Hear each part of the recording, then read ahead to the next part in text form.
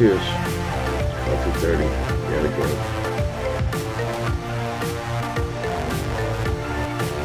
Am I recording? Yes.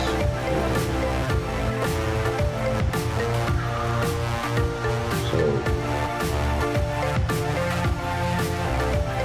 I guess I should touch back on, I've heard a few things now that kind of close, but not right exactly. But so I guess over morning coffee we'll discuss that. So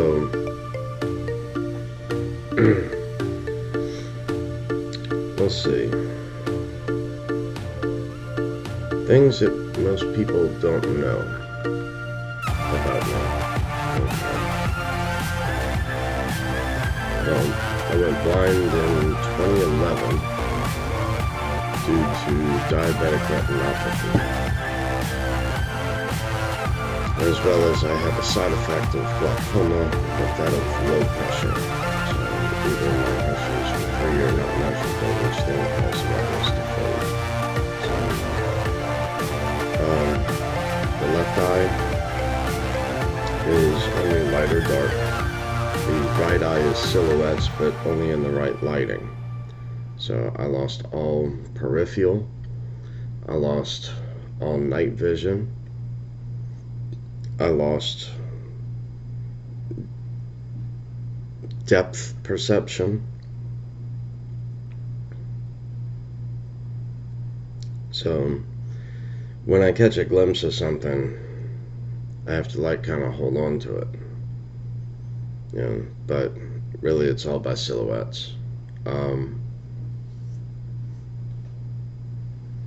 Anyway, a lot of, I'm gonna get off of that because it's still a little sore there. Anyway, so I became legally blind in 2011. Now I spent 4 years in bed off and on. So wasn't 4 years straight. The beginning was I remember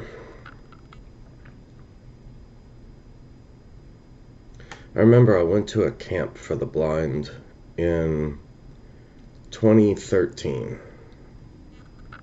where I learned to use a computer without a mouse or a monitor through assistive technology, which was awesome because that opened me back up to the internet. Now during those times of laying in bed, it wasn't as woe as me. It wasn't. It was more along the lines of, okay, now what am I gonna do? Because I got nothing and nobody, so I had to do for myself. And I guess the reason why it wasn't as well as me is because I had already become a type 1 diabetic at the age of 7. So my thing was, I didn't want anyone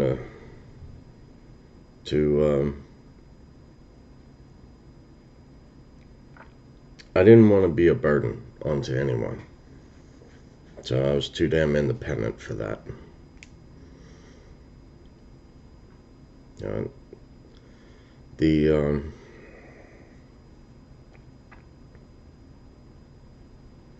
So while laying in bed, I had to cut costs to nothing. I mean nothing. I was rationing my electricity use even, flipping the breaker on the water heater off and on. I have electric everything, so no gas. Anyway, cut everything down, and then I qualified for some internet special. It was a very low, I think it was 12 gigabits a second, something like that. Anyway, it was some special program they had. I signed up for it. And this was before Blu-ray, and I just had a regular DVD player, and I had a big screen TV because that was all that I could see. So I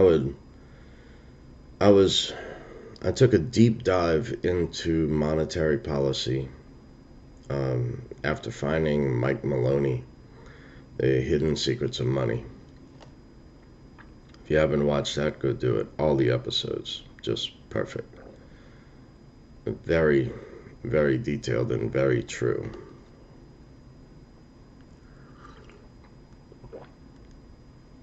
See, being disabled and being on Medicare, on disability and Medicare, even though I cut my expenses to the point where the little bit of money I got every month from Social Security, I could invest some of it. Being disabled, you have to be careful how you invest and what you invest in. So that was why I gravitated towards metals of gold and silver, because it was out of the system. So I cannot hold more than like $2,000 in a checking account or $2,000 in assets, that sort of thing. So it becomes very difficult. If the only options that we have or had was either cash under the mattress or gold and silver, and collector coins, that kind of stuff, baseball cards, whatever. That's it was assets. So you quickly learn the difference between an asset and a liability when you lose everything. So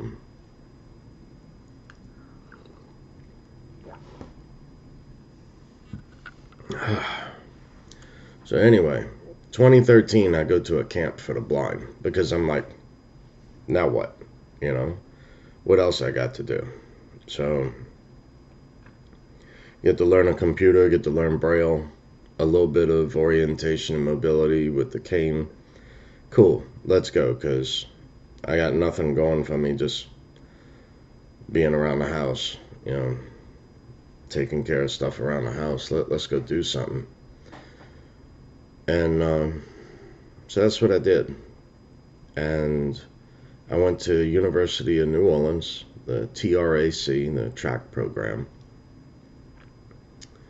where I learned to use JAWS, a few different softwares by Freedom Scientific. I get to test out all kinds of equipment for the blind, so the latest and greatest magnifiers and equipment. I would get to test that out and give my opinions of each. So that was really cool. But no, then I found the internet.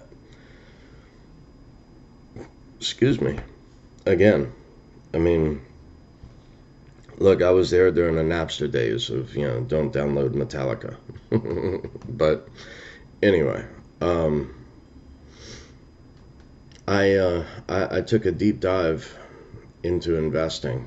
Now, I had been investing in equities since 1995 when I was a senior in high school, and I did really, really well all the way even through the dot-com and then the 07, 08. And I would say it was more dumb luck to not be affected by the markets crashing 50% each time. So,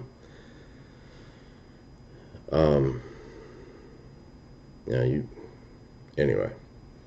So, everyone in the metals, gold and silver, I didn't understand what they were talking about when they started talking about Bitcoin. Back in the day, that they would never own it, blah blah blah blah blah, and it's like, But wait a second, hold on. So your disconnect is that if these major institutions would allocate a little more of their capital for their investors into gold and silver, then the price would go ballistic. And I agree with that. It would, and they should allow more, or now they actually have increased their portfolio positions for their clients much higher. Thing is, what got me is they preach diversification, but yet no one should own any of this. And it's like, well, why not? What is it? I've heard of these other kids, these young kids, they, put $5,000 into Bitcoin, and here's this kid, he becomes the first Bitcoin millionaire. What happened? Why? How did he do it? What did they do? Why am I any different? There is no difference. Every single thing that I have thrown at cryptocurrency, I've yet to find a flaw, other than a 51% attack possible. So, which is why Digibyte. So 5 mining algorithms. At best, all you're going to get with all of SHA-256, which is phasing out, is going to be 20%. All you're going to get of any one particular mining is 20%. You would have to take over 3 of the 5 algorithms in order to gain a 51% attack. No way. So the safety and security of Digibyte is why I became interested after I took a deep dive into it. And I remember listening to this guy, Jared Tate, come on YouTube. And some of the stuff he said was just left field. But I listened.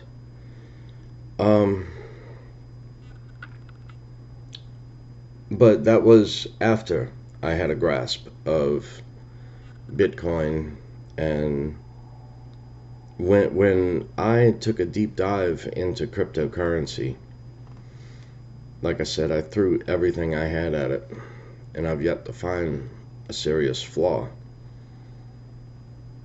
All the benefits, I can cross any border. Did you know that the fastest way in this world to move money is put it on a plane? Swift system? No, 3-4 days. And that's if it doesn't get lost. Anyway, it's like Litecoin. I watched on a blockchain. They moved $90 million. At that time, they moved $90 million of Litecoin across the world, and it settled. Good morning. Good morning. And it settled within like 15 seconds, and I remember the total cost of the transaction was 10 cents. Try that at Western Union. So yeah, there are so many different benefits.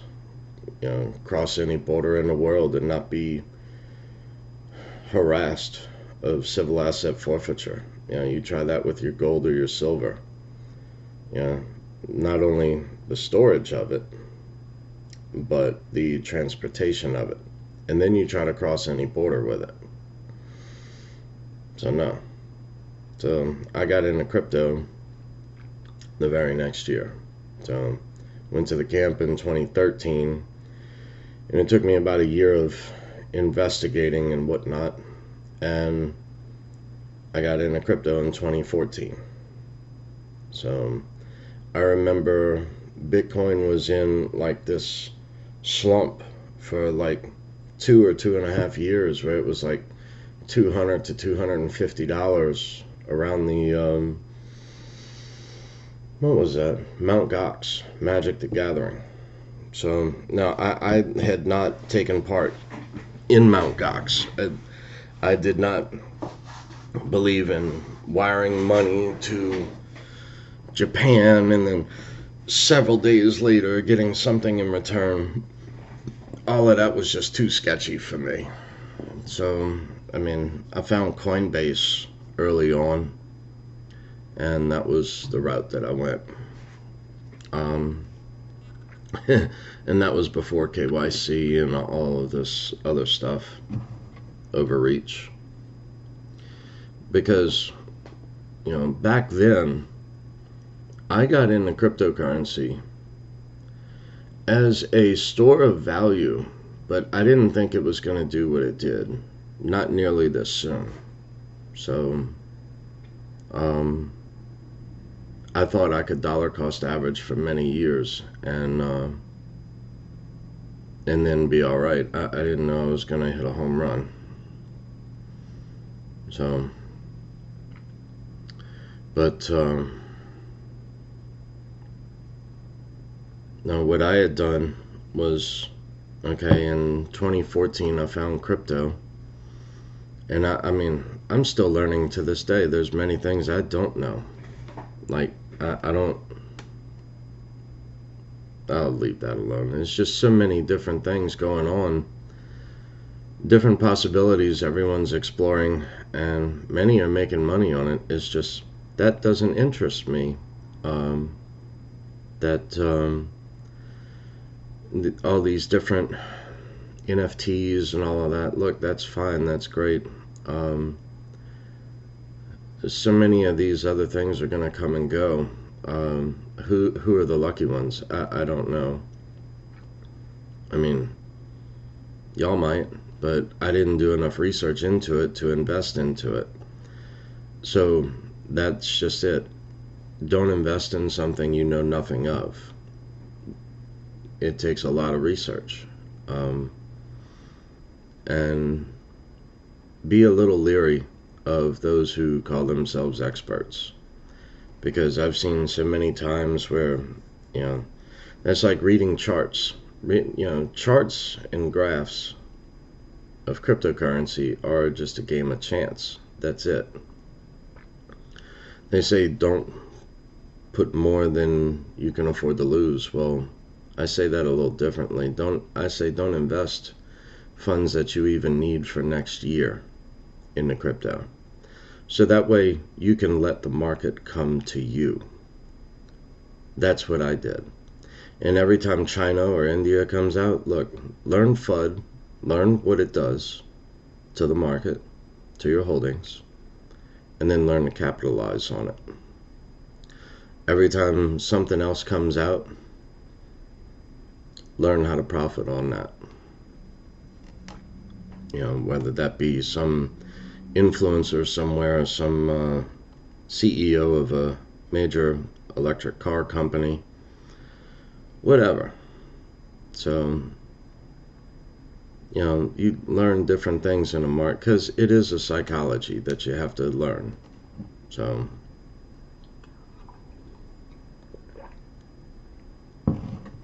but anyway, let's get back to where I was. So 2014, I got into crypto. Now, after all of my expenses, I was still able to invest between $400 and $500 a month. So every month. Now, I know people in my family even who are well-to-do, earn six figures a year, who don't put $400 or $500 a month in their own 401k. It's just they would rather live in debt. So that's the other thing. Don't be in debt. Don't be in debt at all. Why you want to pay a credit card 30%? Pay yourself first. Pay yourself that 30%. Don't have any debt. I begin to question what's about to happen with these interest rates. So I'd be a little leery of that. Anyway,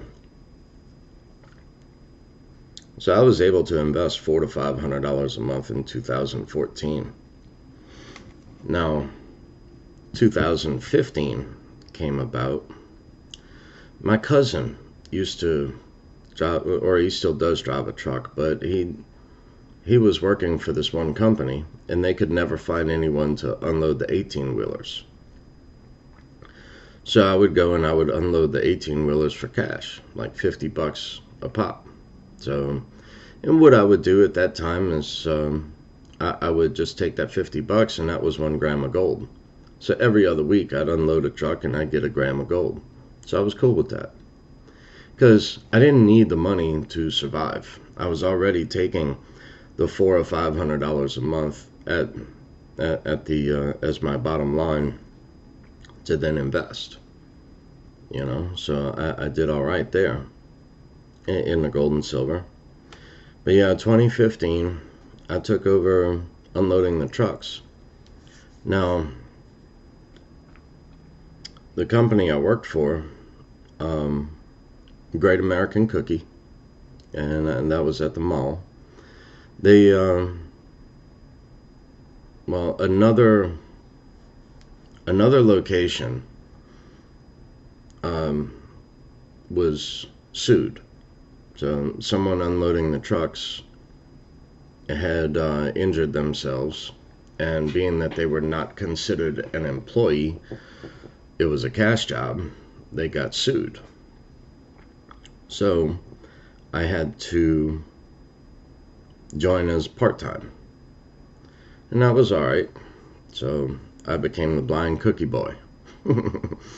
I would pat cakes out and scoop cookies and bake them. So I was a baker. Worked in the kitchen. Washed dishes, did everything that no one else would or wanted to do. Then or now, really.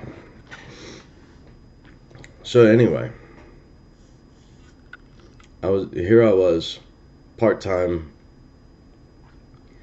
and same thing, I didn't need any of the money, and at that time I had nothing else to put money into other than crypto. So I started out with earning, I would say, anywhere from $800 to $1,200 a month from this job. So plus the $400 or $500 extra in addition to that.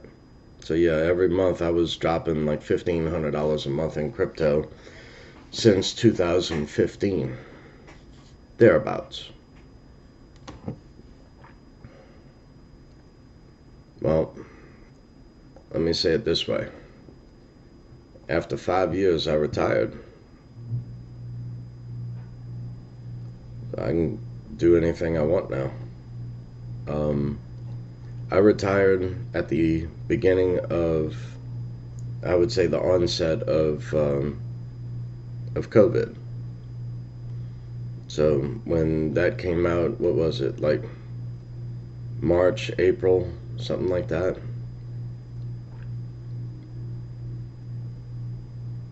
It was March or April, somewhere around in that ballpark. That was when I just said, you know what, I've done all right. I can retire now. And now, since then, crypto has just gone crazy. Since then. And I don't know, I could be so much further along right now than what I am, because I had to take profit, but I took profit to do different things, like this house, right? So, and all the different things that I've done to it. So I took, like, what was it?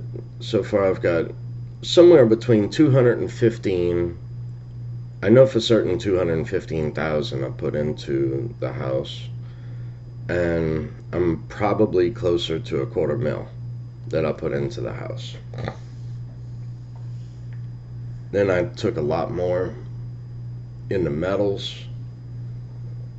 So I bought monster boxes of Silver Eagles.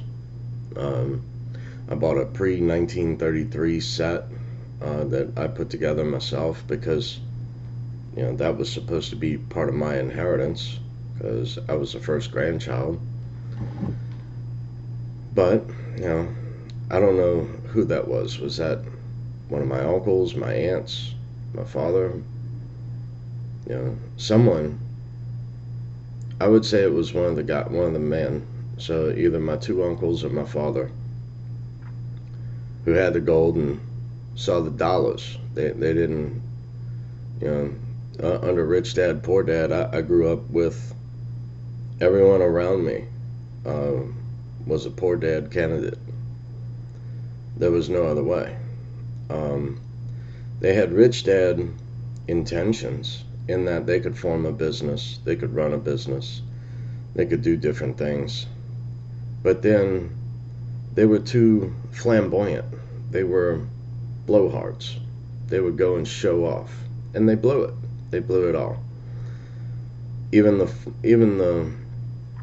fortune of that of my grandparents that they had, all gone. So, but you know what? It was theirs, not mine. I had to do for me. So, and then same thing. That's why I did not follow in my parents' footsteps. You know, I saw what they did and I didn't like it. I didn't care for it. I said no. I could have just gotten, you know, different licenses and then taken over their books of business. That was not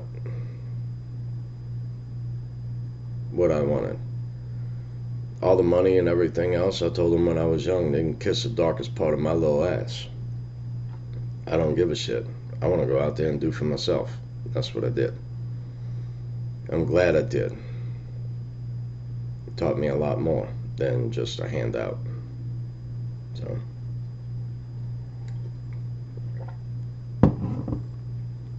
but no. So yeah, I'm still retired. I'm asked all the time to go and return to work. And it's like, wait a second, I don't think you understand. You know, everything I had told them was true. It's like, you know, I did not need to work then. I chose to work then so that way I could invest. So if you have the opportunity to take even a second job, you know, say you're only able to save or invest. Say you're at a, you know, I live in paycheck to paycheck. I did that for years. You know, first is tighten the reins and control your spending. Lower your monthly costs. Control your spending. Bring your lunch to work every day. Stuff like that. Quit smoking. So cut back. Try to. So it took me many times to quit, to be successful at it. Now I don't know how long it's been. So, but because the prices of other things are not going down, and it's only a matter of time till that reflects into real assets. So I would say that would be a warning to you.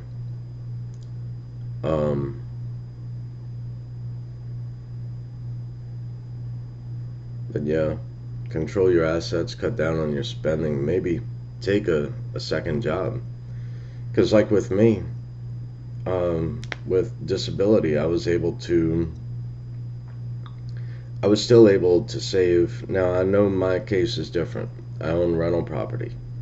However, I still pay myself rent every month. It's not like I use the rental income of next door as income for me personally. I run that as a separate business altogether. So I do not confuse or combine my bottom line with a business's bottom line. Complete separate checking accounts, everything separate. So for me, you know, my disability, I was still able to take $400 to $500 a month, set that aside, and then with this job, another between $800 to $1,200 a month in addition to that, and set that aside. So yeah, 5 years, retired.